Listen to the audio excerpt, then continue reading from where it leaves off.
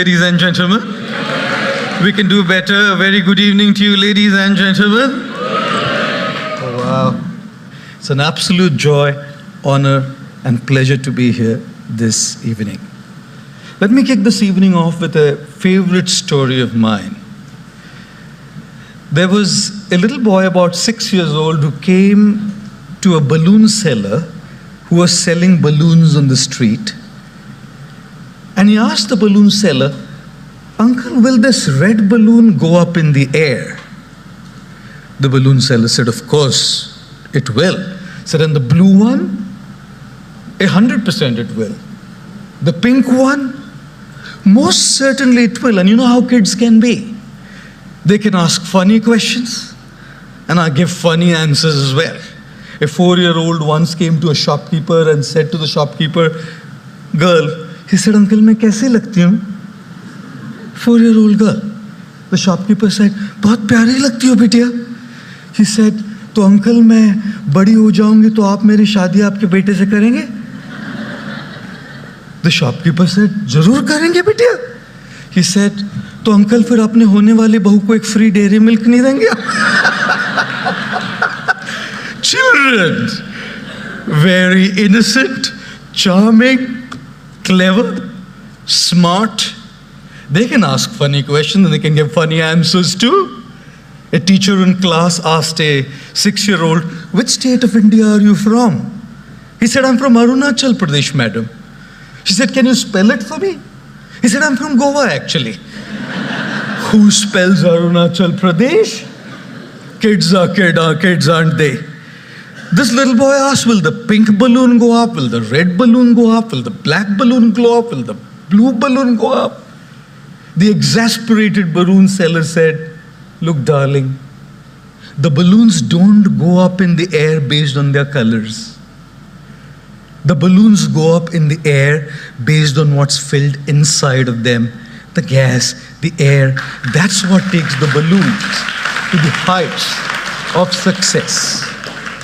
Boys and girls, the class of 2023, we are all different colored balloons with different abilities, different skill sets, different backgrounds, different upbringings, different family cultures, different traditions, different opportunities, different resources, different challenges.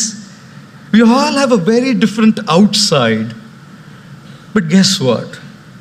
Everybody who has reached the heights of success and has made a mark in the world hasn't ever done it based on the color of the balloon, hasn't ever done it based on resources, hasn't ever done it based on opportunities, hasn't ever done it based on skills, hasn't ever done it based on what they've just learned in school, college, and universities. These are all the colors of the balloons, and extremely important.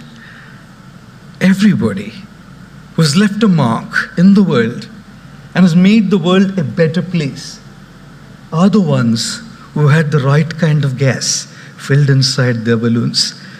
As we sort our outside, it is very, very crucial and important to fix our inside, because only those who have their inside sorted and inside fixed have reached high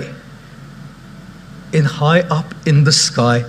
Which is why, don't they say, it's not our aptitude, but our attitude that decides our altitude in our life. Yes, we definitely need aptitude. Our schools, our universities, our teachers have given us the aptitude, but along with that, they've also given us the right attitude by their own example. Our families have given us the right attitude by their own example. When you see an iceberg, you see only the tip of the iceberg on the surface of the water, don't we? The achievements of others, their success, their popularity, their achievements, their accolades, their wealth, their money, their fancy cars, their homes, their fancy vacations and holidays is all the tip of the iceberg, what we say. But right underneath that surface is a huge, humongous iceberg which is unseen to the eyes of the world. The world sees the tip of the iceberg, the money, the popularity, the success, the achievements. What we do fail to see is the huge iceberg underneath the surface of the water, the failures, the patience, the determination, the grit, the courage, the troubles, the struggles, the resilience, the tenacity. All of these is what makes that little tip sustainable and seen to the world as you are now going to embark on your new journey. And as you work on achieving that tip of the iceberg, my prayer today is that may you never forget the unseen. Take inspiration from your heroes, from your role models, from your families, from your teachers, and learn. As a humongous iceberg underneath that surface of the water that's responsible for the tip of the iceberg to remain there. Remember always, it takes a lot of sleepless nights to become an overnight success. And therefore, here's the first principle that I want to share with all of you today. If you want to get the seen, focus and work on the unseen. If you want the tip to be up there, focus on the huge iceberg underneath the surface. If you want your balloon, the beautiful colored balloon, to soar high up, focus on what's filled inside as well. How many of you love going on a holiday? All of us? How many of you love traveling?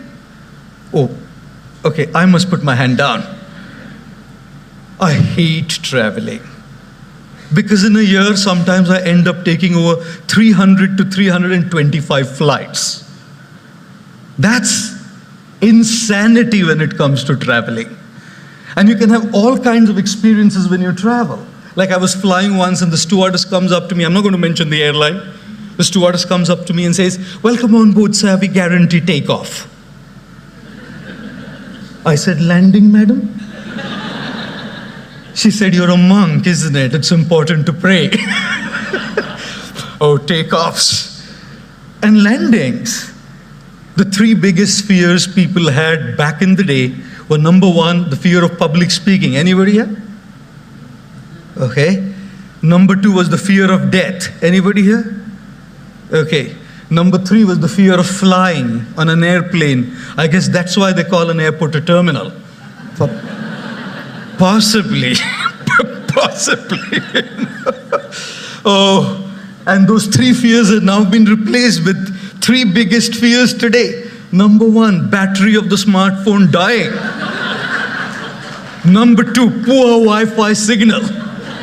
And number three, that wheel on your phone which says still buffering when you're watching a Netflix show. Ladies and gentlemen, boys and girls, in my experience of travel, I hate travel because it's just so much of it. But how long can you keep saying, "I hate it, I hate it, I hate it"? I don't know, when do we stop this self-defeating talk? I hate this subject, I hate leaving home, I hate going here, I hate doing this, I hate. This self-defeating talk stops us from reaching where we want to reach in our lives. I have traveled to the United States. I said, right, I'm like, do insane stuff. I am an insane guy. I remember going to the US once, flying to New York City, and then going to Orlando for a talk. I was in the US for 16 hours. I flew for 22 hours to be in the US for 16 hours and got back to Mumbai for another function. And in 6 days after that, I flew back to New York City, 17 and a half hours, to be there for 48 hours and come back again for a function in Mumbai. 3 days after that, I flew back again to Chicago to be there for 36 hours to come back to Mumbai. And at the immigration, there was an Afro-American gentleman sitting there. He said, "Why don't you just stay, young man? You're just zipping in and out all the time." And guess what I learned? When you're traveling so much, 17 and a half hours of a flight, Mumbai to New York. We're all looking forward to reach the destination when the flight lands. But in looking forward to the destination, very often, ladies and gentlemen, boys and girls, we forget to enjoy the journey. What a sheer waste of 17 and a half hours. If I say I hate flying, I don't hate this. I hate being on the flight. I hate this food on the flight. I hate being on the seat. I hate. And I'll only be happy when I land and I'm in New York City. I have wasted 17 and a half hours of my precious time. I have wasted my journey. What I want to share with all of you is, we move from one point to another point, go from one destination to another. You came here in the kindergarten, you moved to grade 1. Destination point A to B, in between the journey was 365 days. And you've been moving from one destination to another. Today, at the school, it's your final destination. You move out, now looking forward to your next destination. At Columbia, at NYC, at Yale, at Stanford, at Oxford. And what I do want to share with all of you is, destinations are important, but do not forget to enjoy the journey, because the journey to the destination is very long. And I've seen a lot of times that we become destination addicts and forget to enjoy. How many of you had a great time at DAIS? How many of you had a great time with your friends? How many of you enjoyed the journey? Okay, wow. Looks like I need to take my clothes off and come back, madam, to DAIS to experience this beautiful journey. I was sharing with her an interesting story. This is a class in London, 7-year-olds, and the teacher asked all the kids, what do you want to be when you grow up? Some of them said doctors, some of them said lawyers, some of them said actors, some of them said solicitors. One boy was quiet. The teacher turned to the boy and said, does it take that long to answer that question? Very thoughtfully, the boy said, when I grow up, madam, I want to be happy. The teacher said, boy, looks like you haven't got the question right. The 7-year-old said, ma'am, looks like you haven't got life right. Because if you would have gotten life right, you would know that everything that we do is wanting to be happy. And this answer was given by the legendary John Lennon of the Beatles group. Right? It was John Lennon who said this. You didn't get life right. And therefore, as you move from one destination to another, do not forget to enjoy the journey and be happy. How many of you failed in any exam ever in your life? Okay, some courageous souls raising their hands. A boy was once walking with his dad, college-going boy, and his friend messaged him, said, our college results are going to be out very soon. The boy messaged back saying, I'm walking with dad. If he picks the phone up and he sees I've failed in any subjects, I'll be taken for a task. So let's communicate in code language. If I fail in one subject, say good morning to you, I'll understand. If I fail in 2, say good morning to you and dad, I'll understand. A couple of minutes back, he got a message saying, good morning to you, dad, family, and friends. Ladies and gentlemen, boys and girls, we all have had our own failures. We all have had our own disappointments. And as you embark on this new journey, you will have yours. Life is what it is. With all our dreams, with all our aspirations, with all our ambitions, life does what it does to us. And when failures do come, disappointments do come, we need something very incredible. I remember when I was graduating and I was finishing my diploma in engineering, I stood second in the state of Maharashtra, and I missed my first rank by 4 marks. I was very, very disappointed. I came back home with tears in my eyes. And it is at that time I remember my father coming and patting on my back and said, "Look, dear son, people will forget the grades and people will forget the marks. At the end of it all, what matters is to keep that spark alive. We need somebody to help us keep that spark alive." If I might borrow a glass of water. Thank you so much. You know something? All of us, in us, have the spark. All of us. That spark to do something, that spark to make a difference, that spark to succeed, that spark to soar high. And this is what life does to us. Dunks us in a glass of water. This is what life did to me when I wanted to stand first. I was disappointed. I lost my first rank in the state of Maharashtra for 4 marks. And what life does to us kills that spark within. This is what life does. Extinguishes the spark. Sometimes we feel I just can't keep going. I can't do it. I feel helpless. It's at those times that we need somebody to trigger that spark back within us, ladies and gentlemen.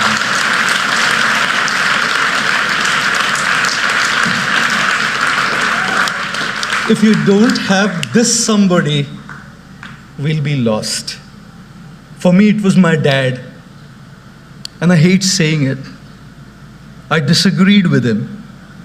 I didn't speak to him for 2 full years. He had to fall on my feet and say, "Sorry, son, for whatever I did." I didn't say you're sorry. My father left in the year 2009, and every single year I felt I'll go and say, "Sorry, Dad. I shouldn't have put you through this." He was the one who stood by me to light me up. And I, in my young zeal and in my young enthusiasm to achieve and be who I was very rude to the same people who light us up. The graduating class of 2023, when life takes the spark off, you will need someone. Is it your mom, your dad, your teachers, your mentors, your guides, your friends? Find somebody who will light you up. That is the third thing I would like to share with you this evening. And here's the last little thing that I'd like to share. Since I fly so much, if the stewardess doesn't come up for that day, I'd probably end up making the announcements myself. If there be a lack of oxygen supply in the cabin, oxygen masks will deploy from the panel above your head. Pull the mask sharply to activate the flow of oxygen. Secure the mask on your face and nose and breathe normally. Make sure your mask is in place before you help children, infants, or others.